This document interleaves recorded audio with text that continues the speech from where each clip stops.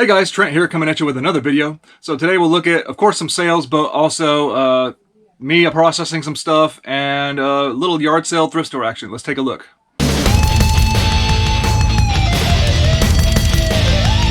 So if you're new to my channel, welcome in. My name is Trent. I'm a part-time reseller on eBay. I do it for fun and profit, and I take you along for the journey. So please hit that subscribe button for more great videos in the future. Alright, yeah, we got a little collaboration here. I do, of course, sales processing, like always, in every video at the end. But we'll look at some thrift store yard sale items I picked up. This is over the course of Friday and Saturday, right now it being Saturday. When I say yard sales, I only went to one yard sale. I found a few items. My wife ended up picking a bunch of stuff up for her. But anyways, I got a few items of merchandise from there and then some pretty good stuff from the thrift store. So I'm excited to show that off. So let's check it out. How's it going? Good. You want to go yard sailing tomorrow? Okay. My viewer Marion keeps saying, tell your wife hi. Hello, Marianne. How you doing? All right. All right, what's up? We're gonna try some freestyle yard sales, see what we can find Saturday morning. How's it going?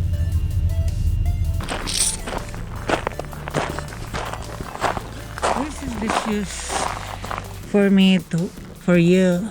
This is a brand new. You don't like that? It's Mizuno.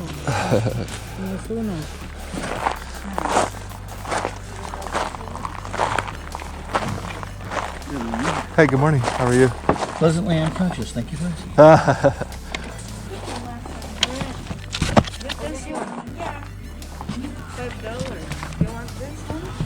No.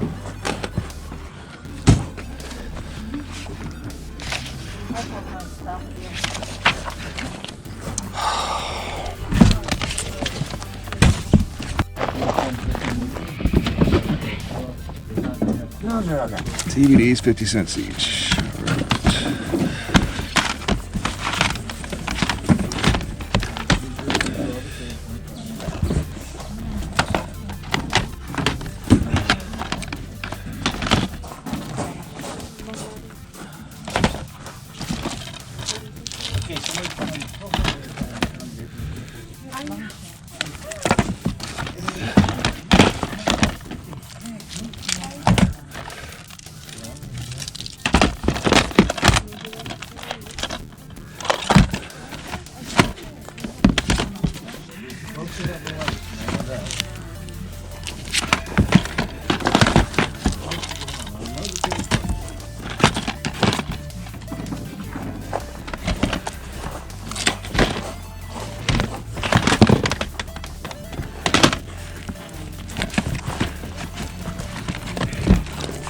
I ended up making one little deal, and I'll show you what I got. I paid 10 bucks for everything.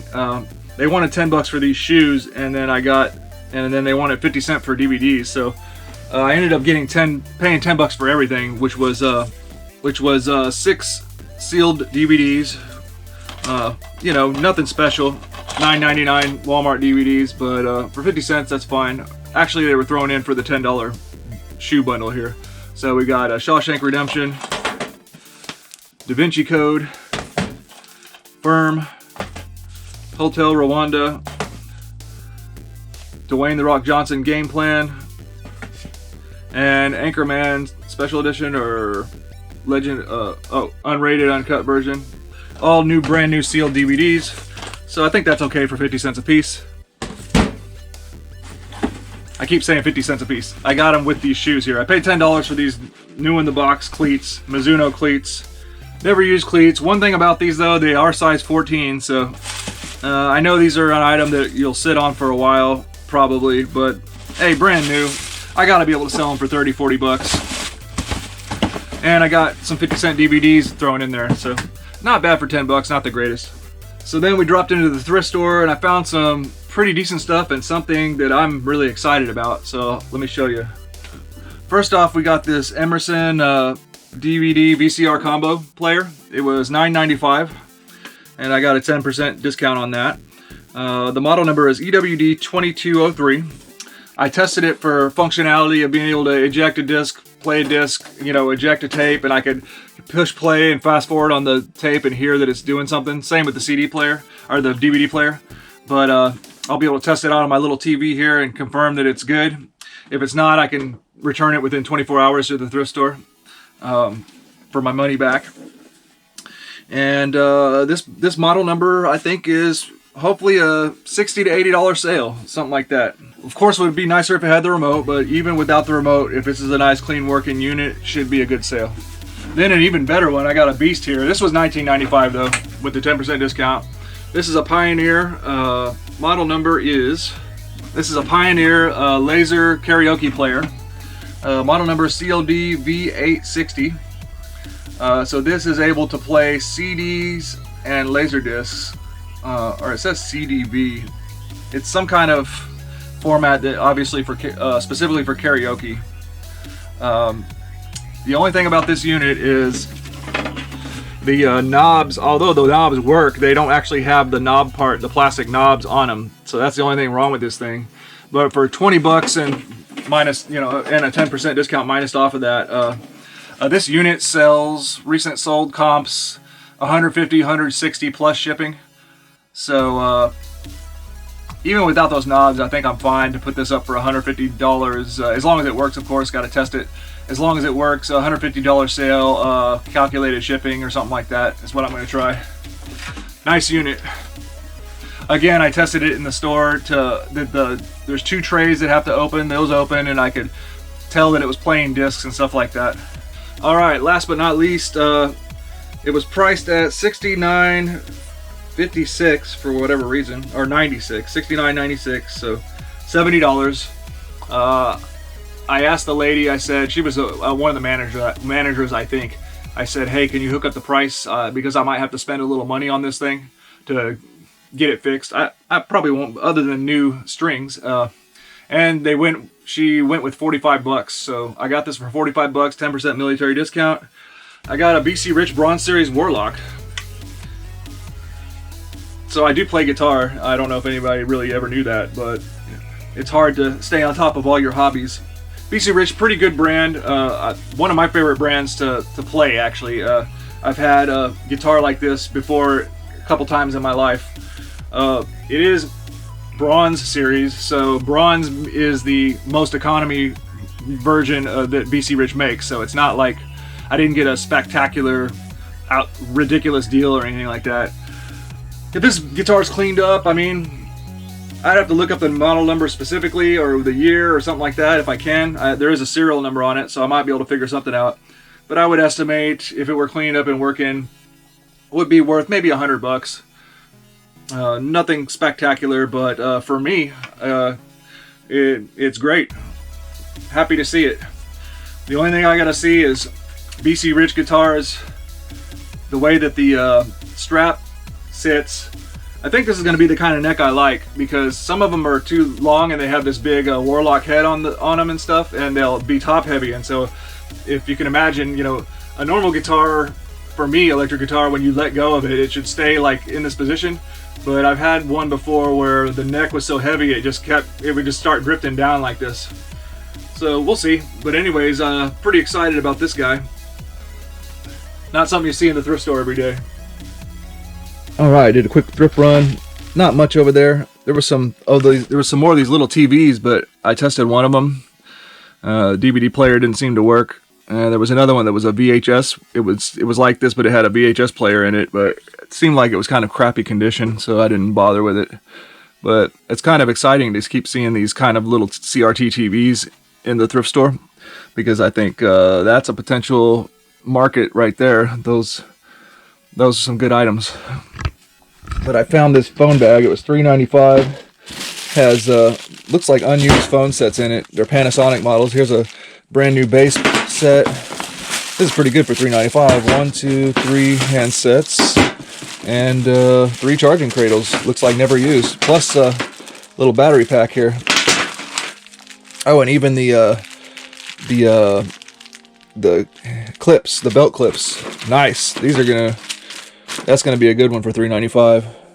Alright, it's time to make some money on these Panasonic 3DO games.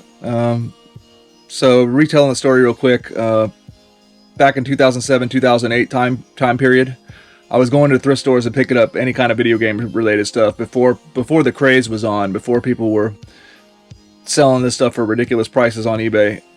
Because I had this vision in my mind. I wanted to have a game store someday. I was thinking like a brick and mortar store.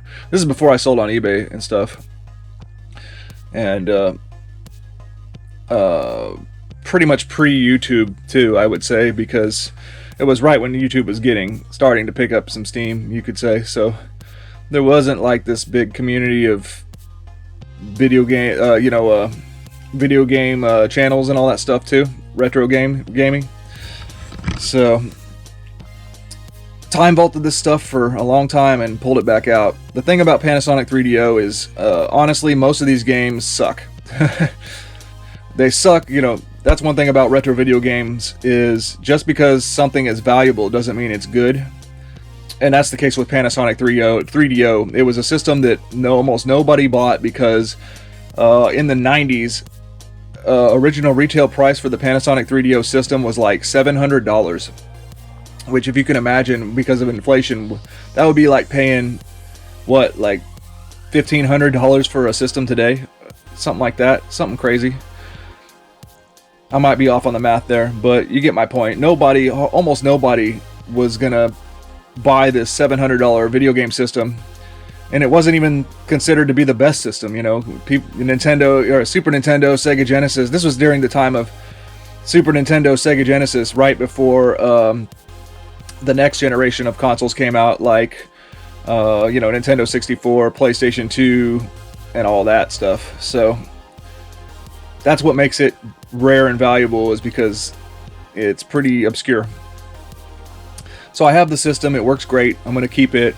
I've got a loose disc of Super Street Fighter 2, which is actually considered to be the premier for that time period, the best absolute way you can play Street Fighter 2, graphics and stuff wise, except for the actual arcade. So I'm going to hang on to that. I'll still have the system. And I'm going to hang on to Road Rash because it's actually, it's considered to be the best game on the Panasonic 3DO as far as, fun factor and all that stuff. So I'll hang on to it's not like, the case is kind of beat up anyways, but so I'll hang on to Road Rash. Samurai Shodown, I would keep it, but actually the disc doesn't play. So I might just sell it as non-working to see if anybody wants the artwork or anything like that, if they wanted it. People say this is a good game too, but I tried it out, killing time. I can't stand to play it. I don't know. This stuff just isn't for me as far as playability. There's plenty of other great systems that have really great games that you can collect for. To me, I'd rather get the money for this and just keep a few things to where I could at least have, do a little video game nostalgia history lesson if I want to pop in a game and try it, like Street Fighter 2. Alright, got them all listed up. So I listed every one of them individually except for John Madden Football and FIFA International. I'm trying to sell them together. I probably should have put Foes of Ali with it and try to make a more attractive sports lot, but this is probably, these three are the weakest titles, of course, because they're sports titles. And the only one I'm keeping is Road Rash, so the rest of them are on sale for pretty high prices. We'll see what happens. Did I mention how good this $3.99 bag was? All brand new stuff. Looks like it's all working well. I guess I'll just see if these batteries will turn on. I guess that's probably good enough. I didn't charge the battery at all and it had power still. So I think this stuff is pretty much brand new. Even got extra. There's actually 5 little belt clips. So I have extra belt clips for future phones too. Not bad. Actually, I take that back. Since I have the model number right here, I'll just list these. I'll actually try to sell the belt clips individually and see, as a replacement belt clip, and see how much I can get for those. Never done that before. We'll try it. All right, had a viewer say that they didn't like the stack of games over here. I'm organizing it, man, but that wasn't my collection. Check out this poster that's in this Cyberball Sega Genesis game. Look at that. That's the bomb. Got Michael Jackson for Moonwalker. In case you don't remember, Michael Jackson had his own video game on Sega. Golden Axe guy. Got Joe Montana, maybe? Got Strider, Fantasy Star. Is that Buster Douglas? And some motorcycle driver guy. Yeah, this is one of those advertisement posters. Oh man, what an awesome retro poster though. I'm hanging on to that one. Alright, I sold some more of my Media Lot stuff. Nice little mix here of ones I haven't sold a whole lot of. Got one I haven't sold in a while, the Big Fat Independent Movie. Some kind of, it's got some, I'm recognizing some actors on here. Jason Mewes, what was it, Clint Howard. Anyways, it sold for $5.39 total paid by the customer. Then I sold my HD DVD Failure to Launch again. Total price paid by the customer, $5.23. And a CD, Back-to-Back Hits, Maze, featuring Frankie Beverly and the Whispers. Sold for $5.38. I'm actually out of my small mailers, so I'm just going to use these little paddeds. I would put the CD in a padded anyways, but these are generally speaking all be 4-ounce shipments. I just have to mark them to where I don't get them mixed up.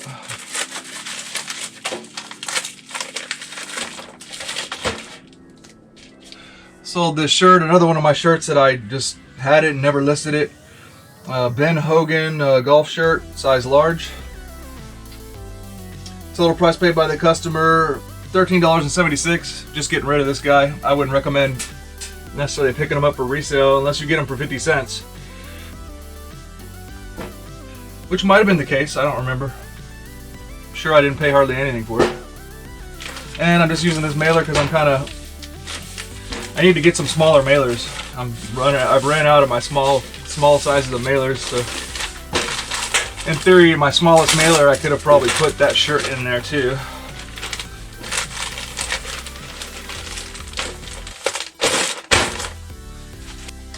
It's gonna be a 9-ounce shipment. Alright guys, well that's going to do it for this video. I hope you enjoyed. Please like, comment, and subscribe. Let me know about any interesting eBay tips, tricks, finds, or just leave a comment down in the comment section to say hi. Or ideas for videos are great in the comment section, or just your questions for ideas for videos are great in the comment section. So once again, I hope you enjoyed the video and have a good one.